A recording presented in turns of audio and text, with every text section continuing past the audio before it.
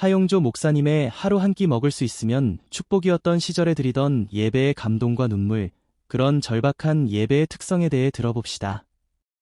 드디어 대홍수의 심판이 끝이 났습니다.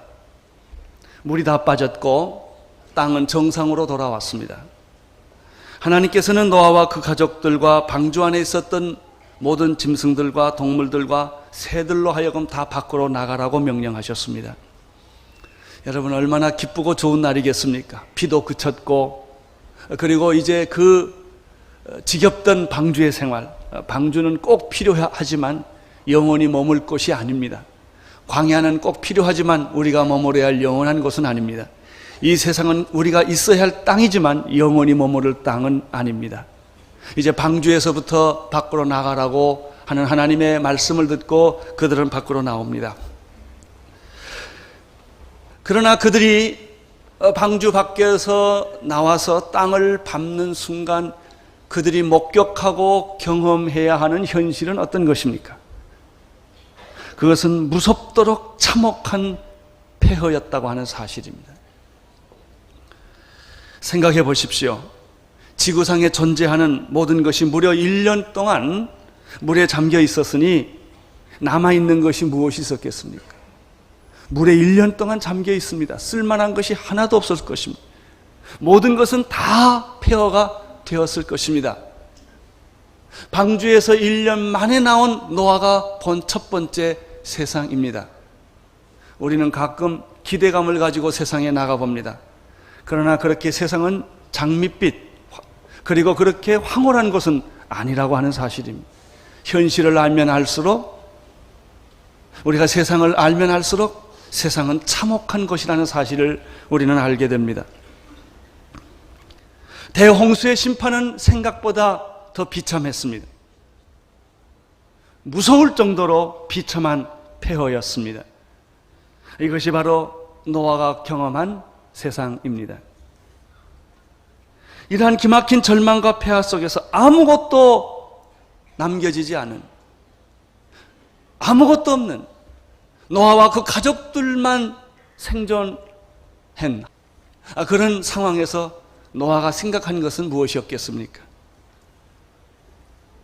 먼저 우리가 지난 8장 20절부터 좀 돌아가서 보겠습니다. 8장 20절 시작. 노아가 여호와를 위하여 단을 쌓고 모든 정결한 짐승 중에서 모든 정결한 새 중에서 취하여 번제로 단에 드렸더니, 여러분, 노아가 이 기막힌 현실 속에서 선택했던 일은 제사였습니다. 그렇습니다. 사람이 캄캄한 절망을 경험할 때 바라보게 되는 것은 하나님입니다. 사방으로 우겨싸움을 당하고 더 이상 나갈 길을 잃어버렸을 때 사람은 하나님께 나아갑니다. 물론 그 전에 하나님께 안 나온 것은 아닙니다. 교회도 다녔고 하나님도 믿었습니다.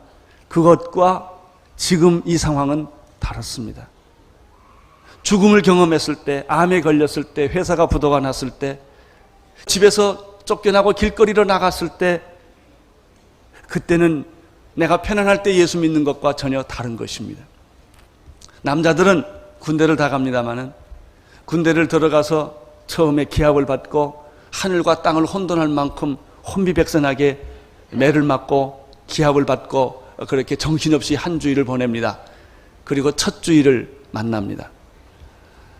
그때 예수 믿는 놈들 다 나오라고 이래가지고 줄을 세워서 이제 교회를 데리고 갑니다. 그 말만 들어도 감동이 오기 시작합니다. 그리고 교회를 향하는 건물만 보면 눈물이 납니다. 설교 들을 것까지 없습니다.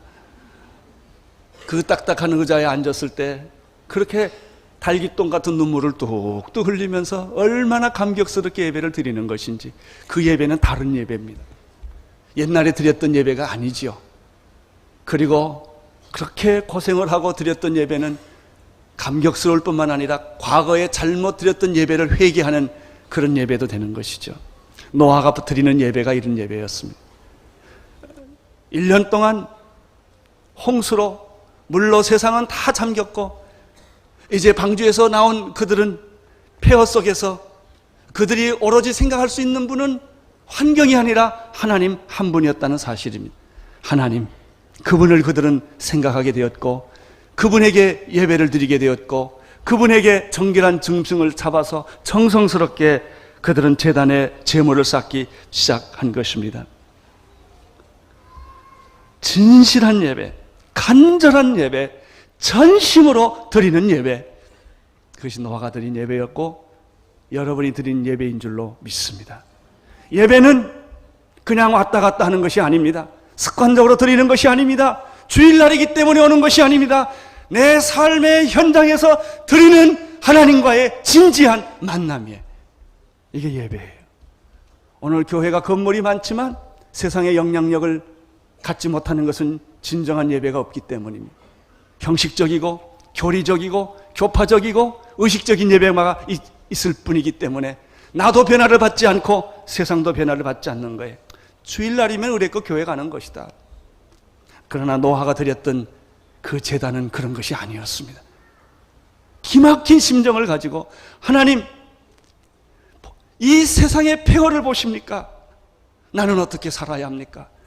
나와 내 가족밖에 없는데 앞으로 내가 가야 할 길은 어떤 길입니까? 아마 그런 심정이었을 거예요. 어디서부터 내가 손을 대야 하며 어디로 가야 하며 내가 무엇을 해야 합니까? 이런 절박한 심정이 노아와 그 가족들에게 있었을 것입니다. 이게 예배입니다. 예배란 절박한 심정이 있는 거예요. 기막힌 심정을 가지고 내가 죽음 앞에 선 그런 모습으로 하나님 앞에 드리는 것, 그것이 예배입니다. 그 예배는 나를 변화시킵니다. 그 예배는 하나님을 감동시킵니다. 그 예배는 세상을 변화시킬 줄로 믿습니다. 사실 이러한 예배를 우리 민족이 경험해 본 일이 있습니다. 6.25 때입니다.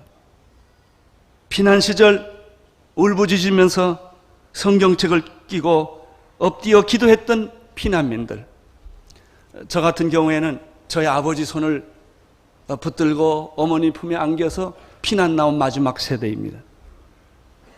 그래서 저는 어렴풋이 그때 전쟁 상황을 기억할 수 있었고, 저희 아버님은 예수 믿는 그 가족의 장로였고 저희 어머님은 집사였기 때문에 신앙 중심으로 살아왔습니다. 우리는 선교사 집의 한 밑에 있는 움막에서 피난민 살이를 했습니다. 한 끼 먹을 수 있으면 축복이었습니다. 구걸해야 했습니다. 저도 형님과 더불어 이 떡판을 두고 나가서 길거리에 가서 떡을 파는 그런 상황이었습니다. 그리고 집에 돌아와서 가족끼리 모여서 찬송가를 부르면 눈물이었습니다. 그리고 감격적인 예배를 드렸습니다. 이것이 예배입니다. 이것이 예배입니다. 그때 우리들의 마음은 가난했고 순수했고 진실했습니다. 우리나라는 60년대를 거치면서 보릿고개를 넘어서 60년대, 70년대를 거치면서 우리 국민 전체는 가난과 빈곤을 경험했었습니다. 여러분, 놀라운 사실은 바로 이 가난의 그 어려움 속에서 한국 교회가 60년대, 70년대 역사상 이룰 수 없는, 우리나라 역사상, 교회 역사상 한 번도 경험해보지 못했던 부흥이 그때 일어났습니다. 교회 성장은 400%, 500%가 바로 60년대, 70년대 우리가 가난할 때 있었습니다. 깡통을 차야 했고 주먹밥을 먹어야 했던 그때입니다. 천막을 져야 했고 제대로 생긴 것이 아무것도 없었을 때 사람들의 마음은 하나님에게로 쏟아졌습니다. 교회로 물물듯이 온 것입니다. 그때가 빌리그레함 크루세이드가 있던 때고, 그때가 엑스플로 74가 벌써 70년대에 있었던 때입니다. 이렇게 사람들의 마음은 하나님에게 집중하게 되었고 하나님은 축복해 주셨습니다. 그래서 80년대를 우리는 경험하면서 올림픽까지 하게 되었고 90년대에 오면서 우리나라는 경제적으로 부흥을 했습니다. 잘 살게 되었습니다. 이것이 화가 된 것입니다. 하나님을 경외하는 것을 잃어버렸습니다. 지금은 교회 성장 0%입니다. 아니, 마이너스 성장을 하고 있을 정도로 한국 교회는 힘을 잃어가고 있는 상황은 60년대와 70년대 비교하면 웬일입니까? 그것은 교만과 사치와 오만 때문에 그랬습니다. 하나님 없이도 우리는 인간이 잘 살 수 있다고 하는 그런 생각이 잘못된 예배를 드리게 하는, 오만한 예배를 드리게 하는, 형식적인 예배를 드리게 하는 그런 때가 되어서 결국은 우리가 IMF 경제 위기에 아예 들어갔습니다. 처음 우리가 경제 위기를 당했을 때는 그렇게 사람들이 두려워하지 않았습니다. 실직자가 생기고 노숙자가 생기고 상황이 심각해지니까 사람들은 지금 정신 차리기 시작합니다. 지금이야말로 하나님께 집중하여 간절히 전심으로 찾고 예배할 때인 줄로 믿습니다. 예배하면 살게 되어 있습니다. 하나님을 찾으면 살게 되어 있습니다. 가난과 환경은 문제되지 않습니다. 하나님이 문제입니다. 저는 혼자 이런 생각을 합니다. 하나님이 우리에게 이런 예배하는 기회, 회개할 수 있는 기회, 마음이 가난해질 수 있는 기회를 주셨음에도 불구하고 만약 우리가 회개를 하지 못하고 이 기회를 선용하지 못한다면 60년대, 70년대 상황으로 돌아가는 것이 아니라 한 번 더 돌아가서 6.25와 같은 상황을 우리가 맞을지도 모른다는 생각을 합니다. 하나님은 우리를 사랑하십니다. 그래서 우리를 찾으십니다. 하나님은 우리를 버리시지 않습니다. 사치스러운 예배 드리기를 원하지 않습니다. 부유한 예배를 드리기를 원하지 않습니다. 안일한 예배를 드리는 것을 원하지 않습니다. 진실한 예배, 정직한 예배, 간절한 예배를 하나님은 원하십니다. 노아가 방주에서 나왔을 때 극히 막힌 심정을 우리는 이해할 수가 있습니다. 우리는 8장 21절을 한 번 더 읽어볼 필요가 있습니다. 8장 21절 읽겠습니다.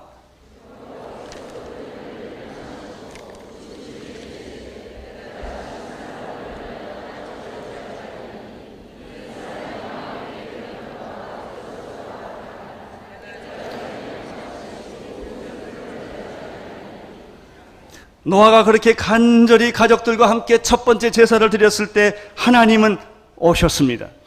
예배는 하나님의 임재를 의미합니다. 내가 예배를 드리면 하나님은 오시는 것입니다. 당신이 예배를 드리지 않으면 하나님은 오시지 않습니다. 당신이 예배를 드린다 할지라도 좋은 예배, 당신이 예배를 드릴지라도 형식적인 예배를 드리면 하나님은 임재는 없습니다. 그러나 생명을 거는 예배, 진실한 예배, 마음이 가난한 예배를 드리면 하나님은 오셔서 그 예배를 받아주십니다. 21절에 보면 여호와께서 그 향기를 흠양하시고 기쁘게 받아주시고 그 중심에 이르시기를 내가 다시는 사람으로 인하여 땅을 저주하지 아니하리니 이는 사람의 마음에 계획하는 바가 어렸을 때부터 악함이라. 여러분, 예배는 하나님의 마음을 바꿀 수 있다는 사실을 우리는 여기서 발견합니다.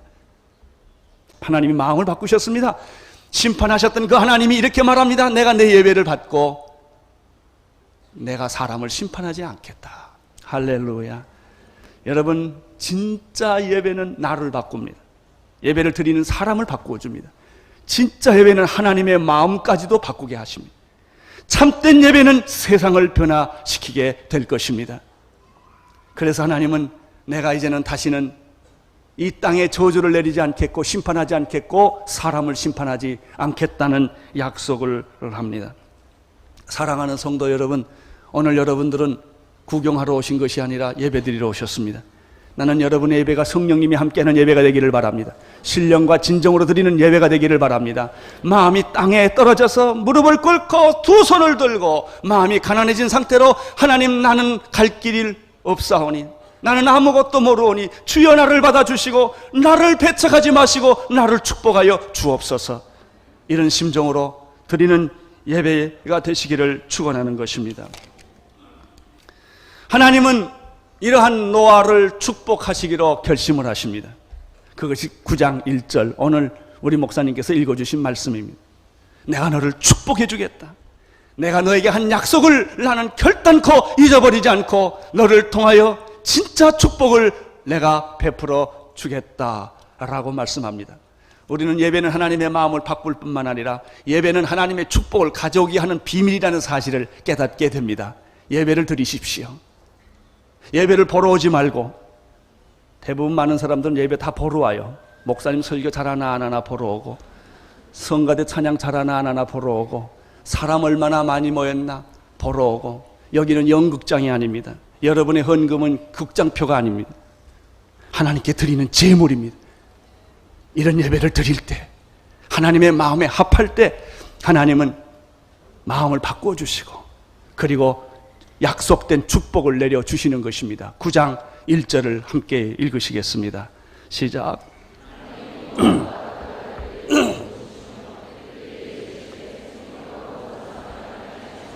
하나님이 노아와 그 아들들에게 복을 주시며 그들에게 이르시되 생육하고 번성하여 땅에 충만하라. 우리는 9장 1절에서 노아 제사를 드렸던 노아에게 하나님이 주시는 메시지를 발견합니다. 그것은 내가 너를 축복할 것이다. 축복이 있을지어다. 축복이 있을지어다. 얼마나 좋은지 몰라요. 그 축복은 어떤 축복입니까? 세 가지로 표현되어 있습니다. 노아와 그 아들들에게 복을 주시며 그 복은 생육하고 번성하여 땅에 충만한 축복입니다. 번성하는, 생육하는 축복, 번성하는 축복, 땅에 충만한 축복입니다.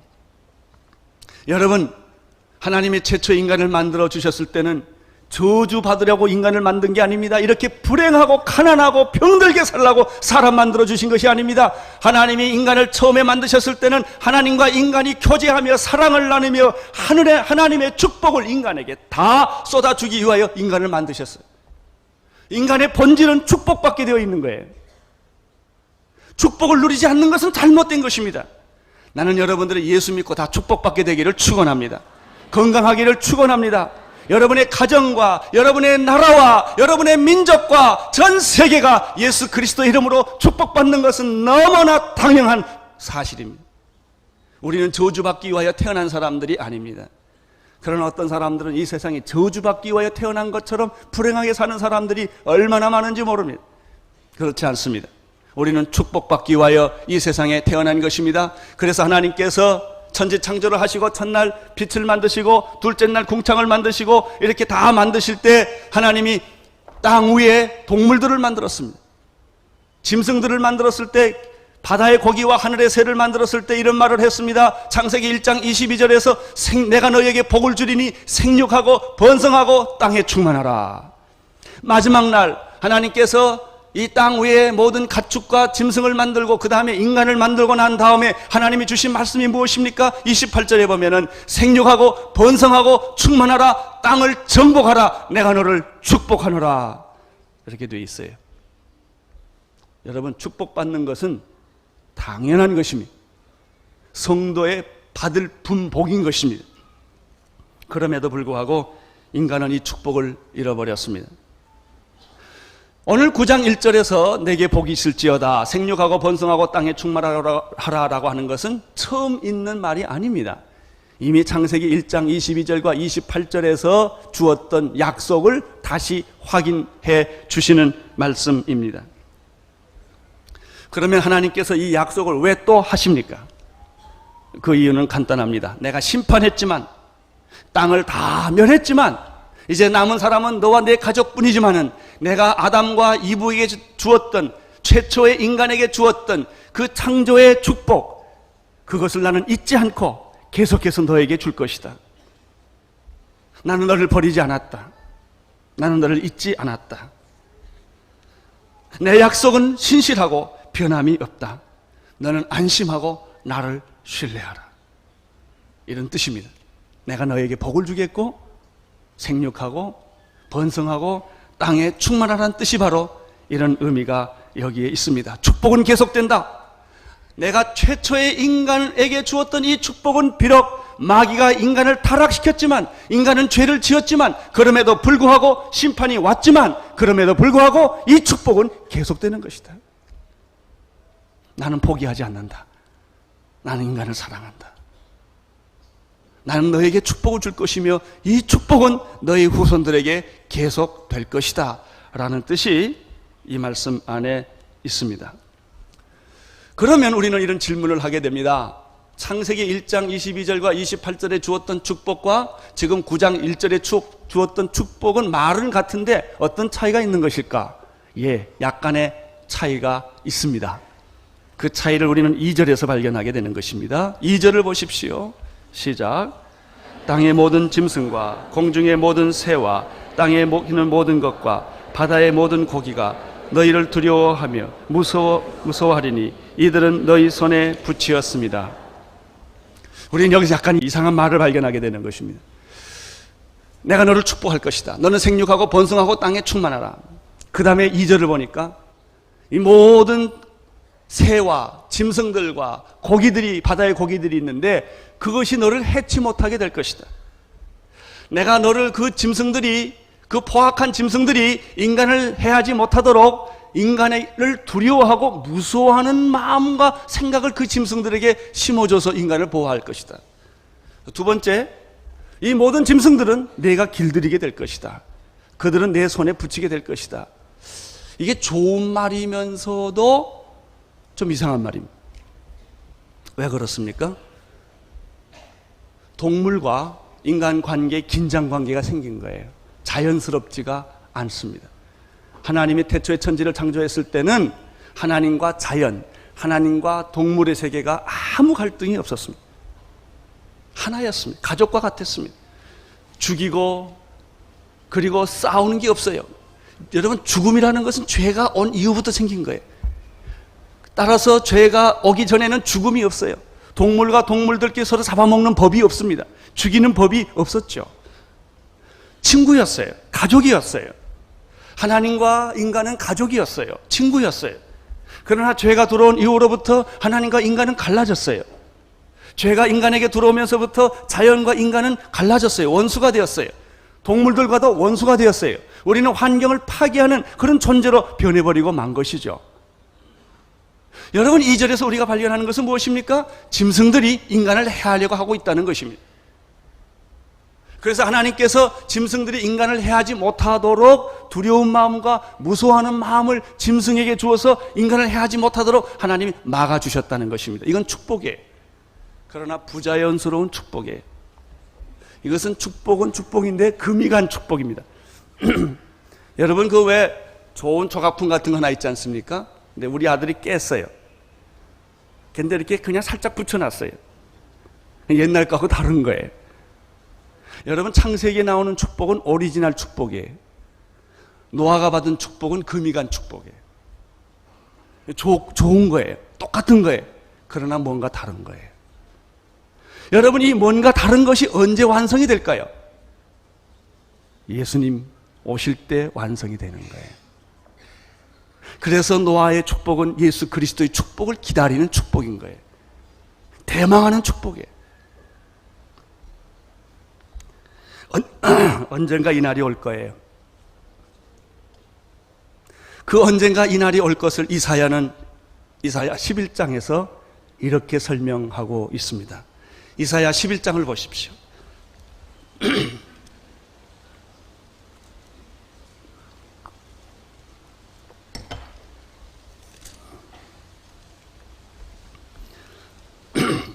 이사야 11장에 보면은 6절 한번 같이 읽을까요?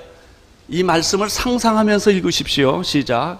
그때 이리가 어린 양과 함께 거하며 표범이 어린 염소와 함께 누우며 송아지와 어린 사자와 살찐 짐승이 함께 있어 어린이에게 끌리며 암소와 곰이 함께 먹으며 그것들의 새끼가 함께 엎드러질 것이며 사자가 소처럼 풀을 먹을 것이며 젖 먹는 아이가 독사의 구멍에서 장난하며 젖된 어린아이가 독사의 굴에 손을 넣을 것이라. 아멘. 이런 날이 와요. 동물들이 인간을 두려워하고 무서워하는 것이 아니고 인간은 동물들을 길들이는 것이 아니라 성령이 임하면, 그날이 오면, 메시아가 오면, 예수 그리스도께서 오시면 이런 세상이 온다는 것입니다. 여러분, 이 날을 대망하시기를 바랍니다. 이사야 35장을 보십시오.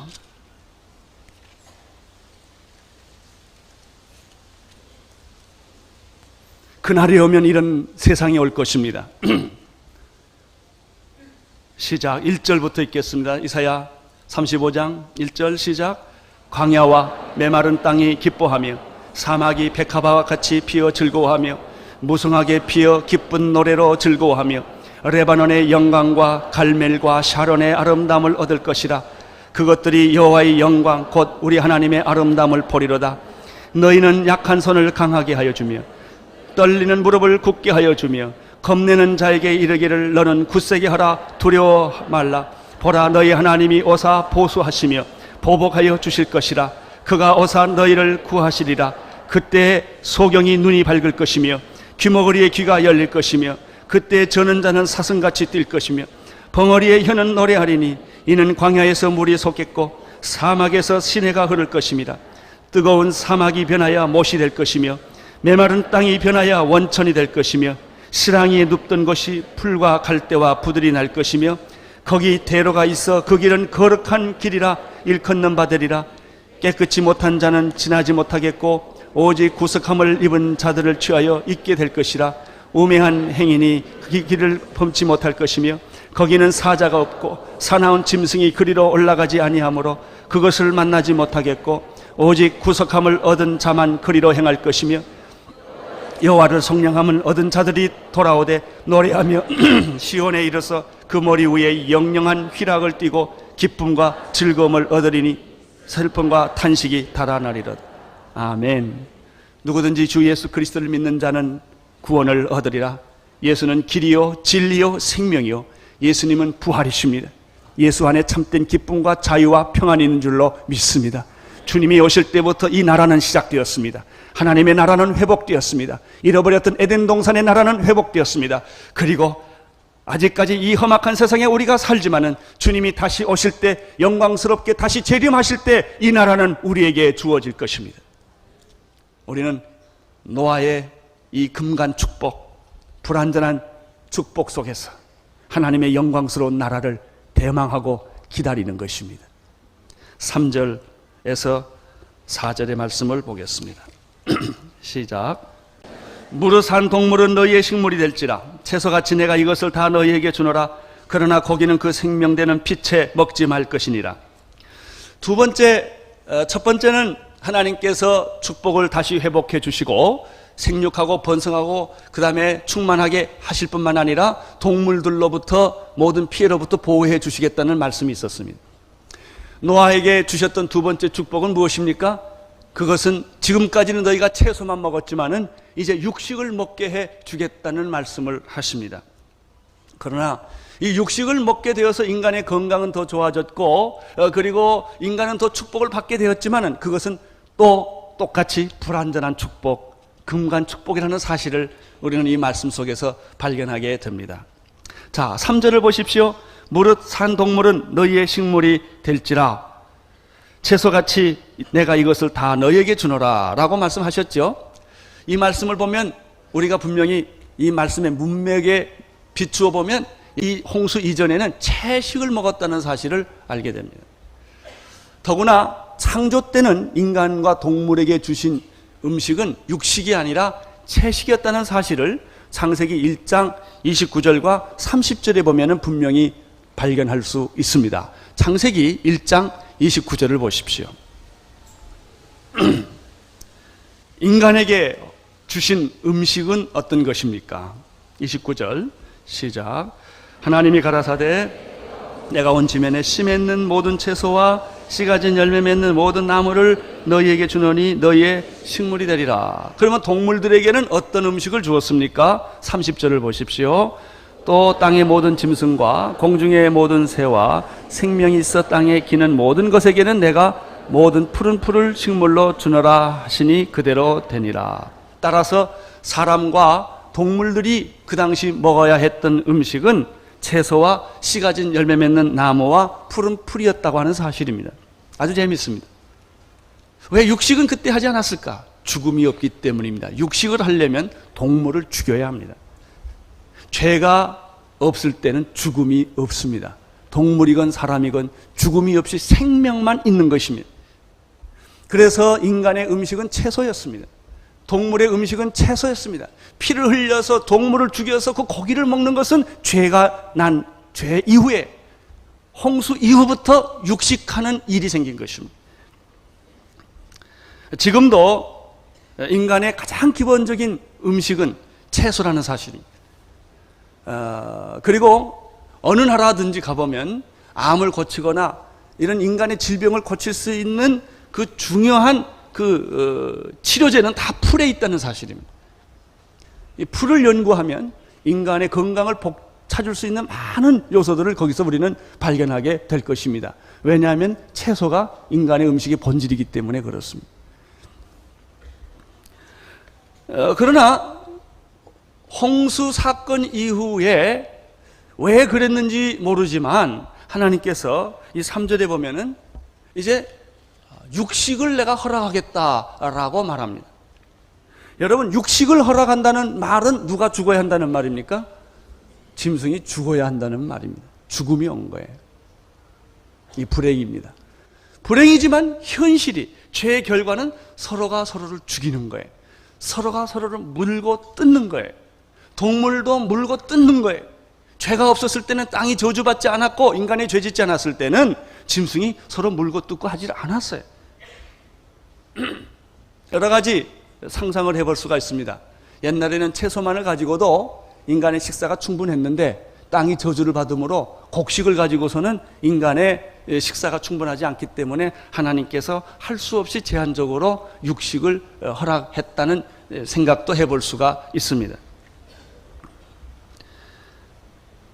이 육식이 허락된 이후부터 인간에게 생긴 현상이 하나 있습니다. 개걸스럽게 먹는다는 것입니다. 채식을 먹을 때는 그렇게 개걸스럽게 안 먹습니다. 육식을 먹으면서부터 인간은 잔인해지기 시작하고, 육식을 먹으면서부터 인간은 음식의 노예가 된다는 사실입니다. 그래서 하나님께서는 3절에 내가 육식을 제한적으로 허락을 하지만, 인간의 건강을 위하여 하지만, 이거 축복 중에 하나입니다. 그렇지만 육식을 허락할 때는 제한이 있습니다. 그게 4절이에요.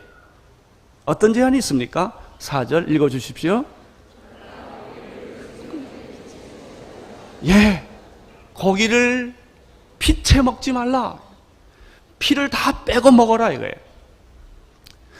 어떤 사람은 피채 먹는 것은 고사하고 피를 먹는 사람이 있어요. 안 된다 이거예요. 위생적으로도 문제는 안 될 뿐만 아니라 피를 먹으면 인간이 잔인해지는 거예요. 피는 생명이에요.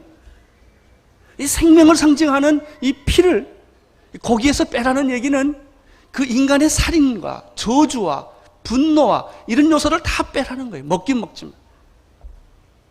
여러분, 육식을 하십시오. 그러나 육식을 개걸스럽게 하지 마십시오. 채식을 먹는 사람 중에 개걸스럽게 먹는 사람은 없습니다. 다 음식을 개걸스럽게 먹는 것은 다 육식이 들어가기 때문에 그래요. 채식을 먹을 때는 사람이 점잖습니다. 그러나 고기를 먹기 때는 살벌해집니다. 칼을 들어야 되고 삼지창을 들어야 되고 자르는 거예요.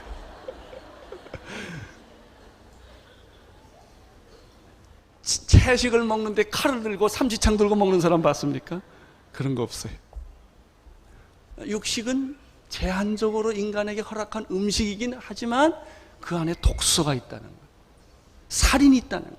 죽음이 있다는 거예요. 오늘 이 말씀을 통해서 우리에게 주시는 메시지는 무엇입니까? 먹는 것을 위해 살지 말라는 거예요. 우리는 살기 위해서 먹는 것이지 먹기 위해 사는 사람들이 아닙니다. 음식이 여러분의 인생의 목적이 되지 않게 하십시오.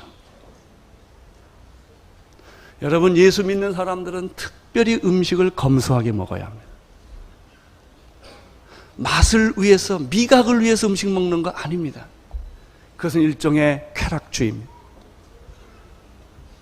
건강을 위해서 먹는 것입니다. 여러분, 예수 믿는 사람이 음식 남기면 안 됩니다. 가난한 사람들을 생각하셔야 합니다. 예수 믿는 사람들은 예수 음식을 분수에 넘게 먹는 거 성경적이지 않습니다.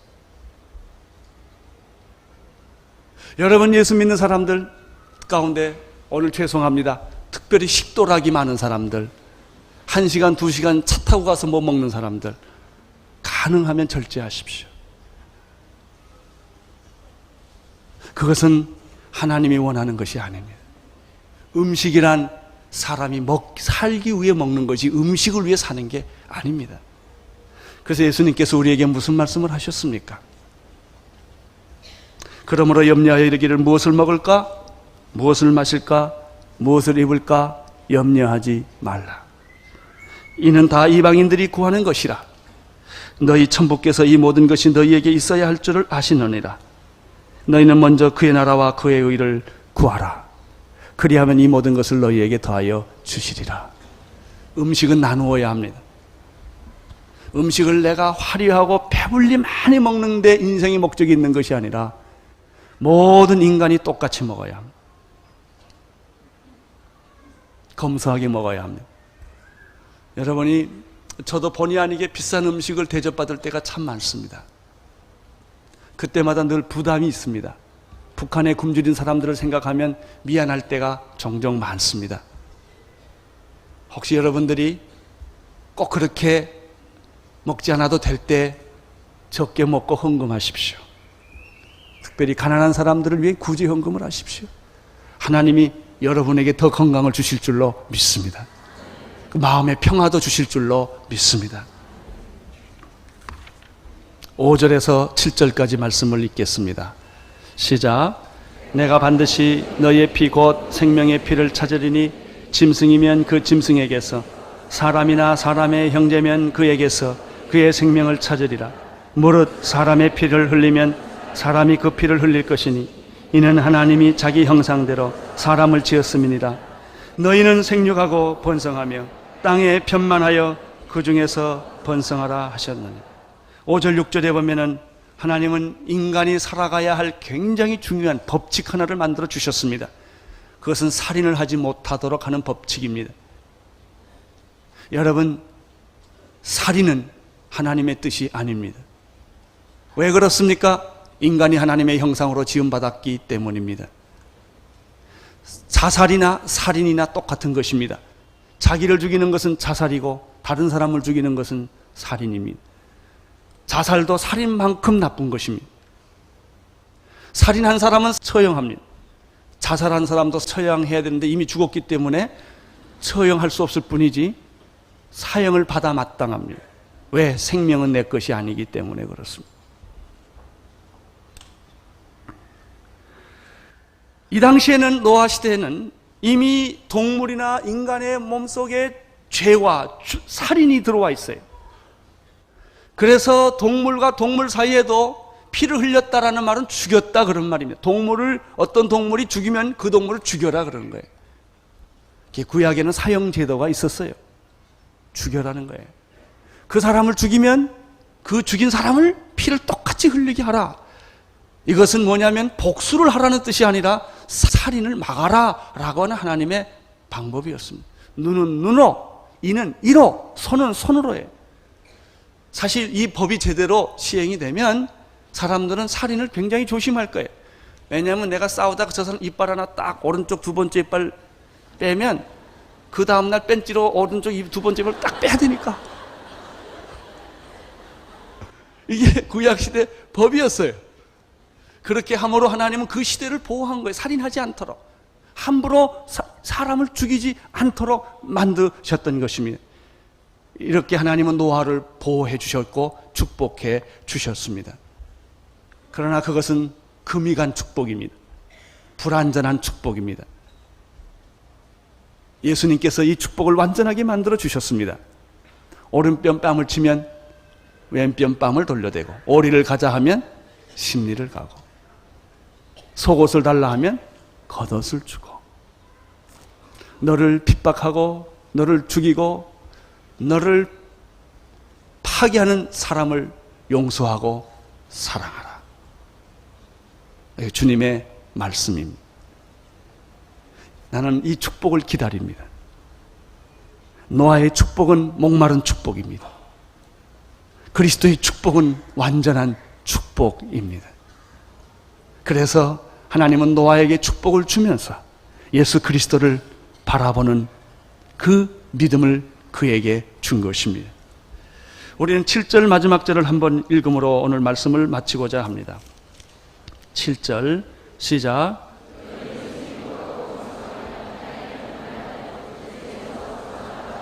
너희는 생육하고 번성하며 땅에 편만하여 그 중에서 번성하라. 여러분과 나는 하나님의 축복을 받은 자들입니다. 노아의 축복뿐만 아니라 예수 그리스도로 말미암는 축복을 받은 자들입니다. 우리는 이 축복을 나누어야 합니다. 가난한 자들에게 나누어야 합니다. 복음을 모르는 자에게 나누어야 합니다. 땅 끝까지 이 축복을 나누어야 합니다. 사랑하는 성도 여러분, 예수 그리스도께서 다시 이 땅의 역사의 심판주로 다시 오실 것을 기다리십시오. 그때 완성이 될 것입니다. 기도하겠습니다. 하나님 아버지, 사랑하는 성도님들에게 하나님의 축복이 임하기를 원합니다. 예수 그리스도로 말미암아 완성된 그 축복이 임하기를 원합니다. 주님, 우리는 이 축복을 나누어 주는 사람이 되게 하여 주시옵시고, 사랑도 나누게 하시고 음식도 나누게 하시고 우리가 가지고 있는 모든 것을 예수의 이름으로 나누는 자들이 되게 하여 주옵소서. 예수님 이름으로 기도드리옵나이다. 아멘.